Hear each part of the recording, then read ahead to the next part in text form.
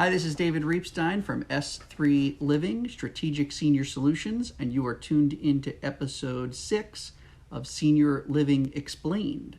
Today I want to talk about continuing care retirement communities, and specifically two different types. One community that has an entrance fee, and another community known as a rental community that doesn't have an entrance fee, they have a community fee.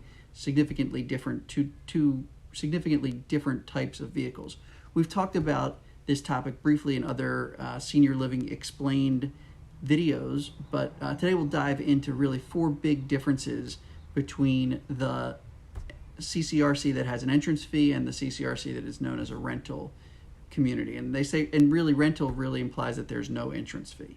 So the four differences that we'll talk about are the actual community differences, the differences in the structure of the buildings. We'll talk about the differences in the amenities that the two communities are offering.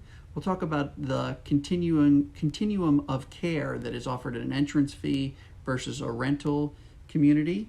And then we'll also talk about really the biggest difference of all, the entrance fee versus the rental. What that really means, what the entrance fee means versus the community fee. So let's dive into it. So entrance fee versus rental community. What are the differences in the physical buildings themselves? There's basically 4 or 5 different differences. The first is that the rental community is generally a smaller building, smaller community building. There's generally 120 residences versus at an entrance fee CCRC, there's 180 or even more than that. Secondly, at a rental community, the number of units that are larger, 2 bedrooms and up, are fewer. So rental communities tend to be better for single seniors, not married seniors. The rental communities generally have one large dining venue, whereas the entrance fee communities have multiple dining venues. In a rental community, the finishes that are offered to the new residents are generally standard. There's not a lot of change in those finishes when you move in. And finally, the rental communities' common areas generally are in the 30 to 40,000 square foot range, whereas an entrance fee community has a much larger common area, generally in the 100,000 square foot range. So those are the differences in terms of the communities, the buildings themselves, between a rental and an entrance fee. Next, we'll talk about the differences in amenities between a rental community and an entrance fee community. The amenities of an entrance fee community are generally going to be a little bit more substantial than amenities in a rental community, and that's mostly based on the fact that the common areas for rental communities are generally just smaller than the common areas for entrance fee communities, which allows them to offer more amenities for the residents. One example of this is really the fitness areas in each community. There's just less size for a large gym at a rental community versus an entrance fee community. Next, I want to touch on the continuum of care that is offered at an entrance fee versus a rental fee community.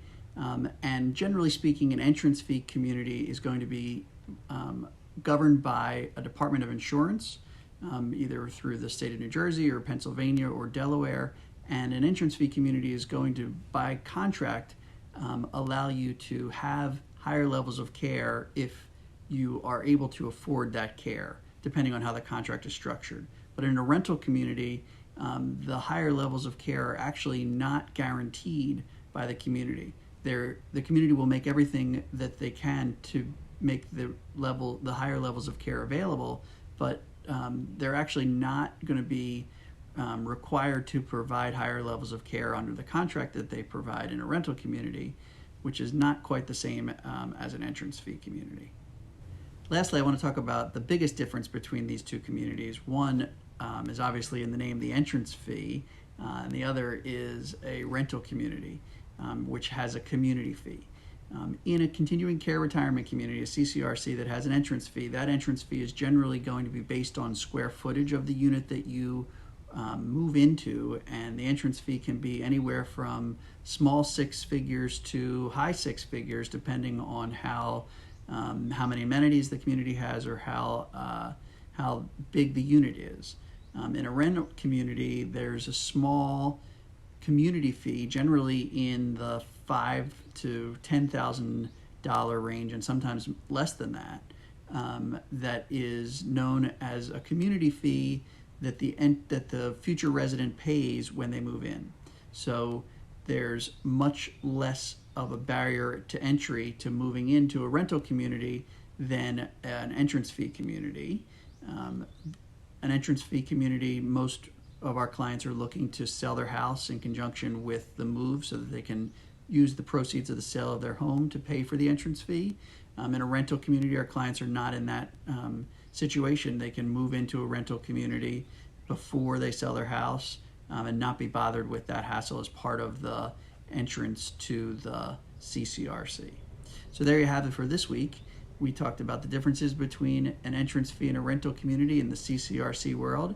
I hope you enjoyed this video. Please subscribe to our YouTube channel or hit the like button if you're watching this in Facebook.